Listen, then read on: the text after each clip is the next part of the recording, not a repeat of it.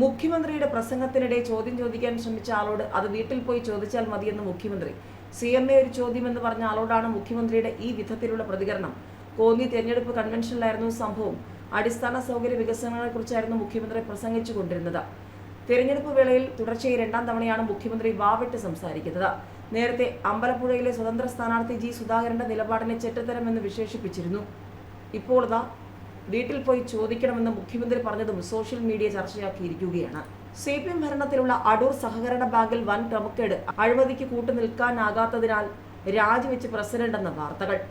പത്തനംതിട്ടയിൽ CPM ഭരിക്കുന്ന ബാങ്കിലെ വൻ ക്രമക്കേടുകൾ തുറന്നു പറഞ്ഞ മുതിർന്ന CPM നേതാവിന്റെ ഭാര്യ രംഗത്ത് വന്നു. മുൻ MLA മുതിർന്ന നേതാവുമായ R. ഉണ്ണികൃഷ്ണപിള്ളയുടെ ഭാര്യയുടേതാണ് വെളിപ്പെടുത്തൽ. CPM ഭരിക്കുന്ന അടൂർ സഹകരണ ബാങ്കിനെതിരെയാണ് ആരോപണം. വൻ ക്രമക്കേടുകൾക്ക് കൂട്ടുനിൽക്കാൻ കഴിയാത്തതിനാൽ CPM ഭരണത്തിലുള്ള അടൂർ സർവീസ് സഹകരണ ബാങ്കിലെ പ്രസിഡന്റ് സ്ഥാനം രാജിവെച്ചു. മഹിളാ അസോസിയേഷൻ നേതാവ് കൂടിയാണ് പൊൻതാമര.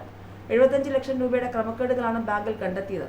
ബാങ്കിന് ചെയ്യാൻ കഴിയാത്തതായ ലോണുകൾ മുൻ പ്രസിഡന്റും അഡ്മിനിസ്ട്രേറ്റീവ് ഓഫീസറും ഉൾപ്പെടെയുള്ളവർ ചെയ്തതായി കണ്ടെത്തി. 15 കേസുകൾ അനധികൃതമായി നടന്നതാണ്. പ്രമാണം ദുരുപയോഗം ചെയ്തതായി കണ്ടെത്തി. പിന്നീട് ഈ കേസുകൾ താൻ ഫണ്ട് കണ്ടെത്തി ഫയൽ ചെയ്തുവെന്നും പൊൻതാമര പറഞ്ഞു. പ്രസിഡന്റായി ചാർജ് എടുത്തപ്പോൾ ബാങ്കിൽ ഡെപ്പോസിറ്റ് ഒന്നും ഉണ്ടായിരുന്നില്ല. പാർട്ടി ഏൽപ്പിച്ച ഉത്തരവാദിത്വത്തിൽ ആത്മാർത്ഥത കൂടിയാണ് പ്രവർത്തിച്ചത്. 100% വിജയിപ്പിച്ചെടുക്കാൻ ശ്രമിച്ചു. മുൻ പ്രസിഡന്റിന്റെ കാലത്തെ കുടിശ്ശികളൊന്നും പിരിച്ചിട്ടുണ്ടായിരുന്നില്ല. എന്നാൽ ക്രമക്കേടുകൾ കണ്ടെത്തിയതോടെ തന്റെ നേരെ അവിശ്വാസം കൊണ്ടുവന്നു. ഇതേ തുടർന്നാണ് രാജിവെച്ചതെന്നും അവർ പറഞ്ഞു. വിവരം പാർട്ടി അറിയിക്കും. പാർട്ടി മെമ്പർമാരാണ് പാർട്ടി അറിയാതെ തനിക്ക് നേരെ അവിശ്വാസം കൊണ്ടുവന്നതെന്നും പൊൻതാമരപ്പിള്ള വ്യക്തമാക്കി. ജീവനക്കാരും അഴിമതിക്ക് കൂട്ടുനിൽക്കുന്നുവെന്നും തന്നെ ഉപദ്രവിക്കുന്നത് CPM പ്രാദേശിക നേതാക്കളാണെന്നും അവർ പറഞ്ഞു. പൊൻതാമരപിള്ളയെ വാർത്താ സമ്മേളനത്തിന് എത്തിച്ചത് ഭർത്താവ് ഉണ്ണികൃഷ്ണപിള്ള തന്നെയാണ്. ലൈഫ് മിഷൻ മുതൽ വീണ വിജയൻ വരെ എന്തുകൊണ്ട് കേന്ദ്ര ഏജൻസികൾക്ക് വേഗത കുറയുന്നുവെന്ന് ചോദ്യമുയർത്തി പ്രതിപക്ഷം. മുഖ്യമന്ത്രി പിണറായി വിജയന്റെ കുടുംബാംഗങ്ങൾ ഉൾപ്പെട്ട കേസുകളിൽ കേന്ദ്ര ഏജൻസികളുടെ അന്വേഷണം മന്ദഗതിയിലാണെന്ന് പ്രതിപക്ഷ ആരോപണം. ലൈഫ് മിഷൻ, വീണ വിജയന്റെ സാമ്പത്തിക ഇടപാടുകൾ തുടങ്ങിയ കേസുകളിൽ പുരോഗതിയില്ലെന്ന് അവർ ചൂണ്ടിക്കാട്ടുമ്പോൾ നിയമപരമായ നടപടിക്രമങ്ങൾ പാലിക്കുകയാണെന്ന് ഭരണപക്ഷം വാദിക്കുന്നു. മുഖ്യമന്ത്രി പിണറായി വിജയന്റെ കുടുംബാംഗങ്ങളുമായി ബന്ധപ്പെട്ട കേസുകളിൽ കേന്ദ്ര ഏജൻസികൾ നടത്തുന്ന അന്വേഷണത്തിന്റെ വേഗതയെക്കുറിച്ച് കേരളത്തിൽ പുതിയ ചോദ്യങ്ങൾ ഉയരുന്നു. പ്രതിപക്ഷ പാർട്ടികൾ ഈ വിഷയം രാഷ്ട്രീയ ചർച്ചകളിൽ സജീവമാക്കി. അന്വേഷണങ്ങളിൽ കാര്യമായ പുരോഗതിയില്ലെന്നാണ് പ്രധാന ആരോപണം. 2023 ലൈഫ് മിഷൻ കേസിൽ എൻഫോഴ്സ്മെന്റ് നടപടികളും നോട്ടീസ് അയക്കലും നടന്നിരുന്നു.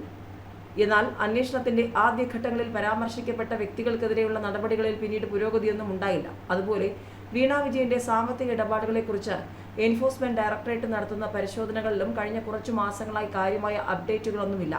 ലൈഫ് മിഷൻ കേസിൽ 2023 ED നടപടികളും നോട്ടീസ് അയക്കലും നടന്നിരുന്നുവെങ്കിലും അന്വേഷണത്തിന്റെ ആദ്യഘട്ടങ്ങളിൽ പരാമർശിക്കപ്പെട്ട വ്യക്തികൾക്കെതിരെയുള്ള നടപടികളിൽ പിന്നീട് പരസ്യമായ പുരോഗതിയൊന്നും ഉണ്ടായിട്ടില്ല. അതുപോലെ തന്നെ വീണ വിജയന്റെ സാമ്പത്തിക ഇടപാടുകളെക്കുറിച്ച് എൻഫോഴ്സ്മെന്റ് ഡയറക്ടറേറ്റ് നടത്തുന്ന പരിശോധനകളിലും കഴിഞ്ഞ കുറച്ചു മാസങ്ങളായി കാര്യമായ അപ്ഡേറ്റുകളൊന്നുമില്ല.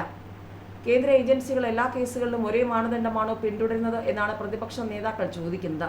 ഉന്നത തലത്തിലുള്ള കേസുകളിലെ കാലതാമസവും വിവരങ്ങൾ പുറത്തുവിടാത്തതും സുതാര്യതയെയും ഉത്തരവാദിത്വത്തെയും കുറിച്ചുള്ള ആശങ്കകൾ വർദ്ധിപ്പിക്കുന്നുവെന്ന് അവർ വാദിക്കുന്നു. എന്നാൽ ഭരണകക്ഷിയായ ഇടതുമുന്നണി ഈ ആരോപണങ്ങൾ തള്ളുകയാണ്. നിയമപരമായ നടപടിക്രമങ്ങൾ അനുസരിച്ചാണ് അന്വേഷണങ്ങൾ നടക്കുന്നതെന്നാണ് നിലപാട്.